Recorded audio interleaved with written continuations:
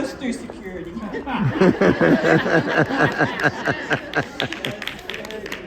It's Disney Resort mouthwash. Okay, here we go. So, how many of you have ever worked with the microbit? Okay, yay. So I'm going to whiz through most of these things because they're just kind of review. Okay. And then we're going to do microbit AI. How many of you have done microbit AI? So cool. So you will today. Oh, let me finish. And then connect with us. So we'll talk about resources that cyber.org has to help you get acclimated to teaching with physical computing. Their coding fundamentals modules are excellent. And so generally the microbit is a microcontroller, has tons of stuff going on. And to do the microbit AI, you need version 2. So some of us are longtime microbit users. I started using it, back in 2016, 17, and I still have some of my version 1s, but version 2 is the going thing. And you can see there are tons of different things going on, tons of sensors. So we'll talk a little bit about those. There's a LED, a 5x5 matrix that you can cause those things to light up. And you'll see I have a microbit attached to my arm. And you can see that there are things showing. You can show icons, you can show text, you can show numbers, but it scrolls across. You can't show a lot of things at the same time. It scrolls across, right? And there's also switches. You can get input. You can collect data from different things, and you can activate them with the button A, button B, or the actual logo. And the other cool thing is you can connect it to external sensors. We do a lot of things in science where we collect data with external sensors along the bottom. And so there's a built-in, these are built-in. You don't connect anything, they're there automatically. Temperature, the ambient temperature of the room, and a light sensor. It detects the intensity of the light, and then there's an accelerometer, which is the thing we're going to use today. So it can do motion. And then wireless radio transmissions, and a magnetometer, and a compass. So when you go to start coding in makecode.microbit.org, we're not using that platform. I'm just giving you a little refresher.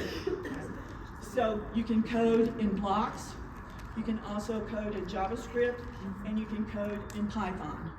So a very adaptable physical computing device that you can begin with very young children and do the block coding, the introductory kind of coding with them, then transition to text-based. And so we use them throughout the state of Texas with all grade levels. This is the platform in which you actually do the coding, and you'll see that there's a home button at the top. I tell my kids, if you get lost and you don't know where you are, you need to start over, just go home. There's also a simulator, coolest thing ever, because you don't have to have the physical computing device to do things. You can send kids home and have them do it at home. If you can get on the internet, you can code. So I was taking care of my grandkids, and my grandson had jiu-jitsu training, and so my granddaughter and I were sitting there in the waiting room for him to get through, and she says, "Grandma, I have math homework." I said, "Okay, we're doing it now."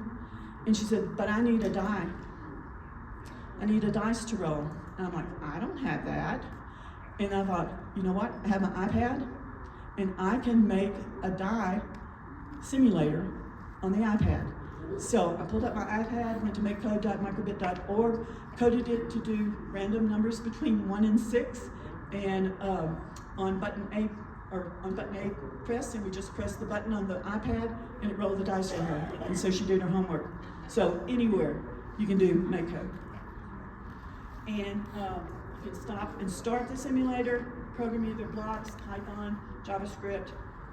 There's our toolkit along the middle, right here. So much there. That's how you access the commands. And then you drag those commands into the white spot, the workspace, and then you can download it and save it to your computer. And if you create an account, it will automatically save in your account. And there's another place where you can save to your computer there, give it a name. So we're all about machine learning today. In my descriptor, I said we're going to use Microsoft Create AI to work with machine learning. So tell me what you know about machine learning. That's how you train the machine. Say again? You train the machine. Train the machine, can you elaborate just a bit more? With pictures, images, text, data. Okay, so you have some sort of data that you're going to train the machine on, and then you're going to use that data to look at something that you didn't train it with and have it identified. Okay, so let's just take an example of these pictures. Can you sort them?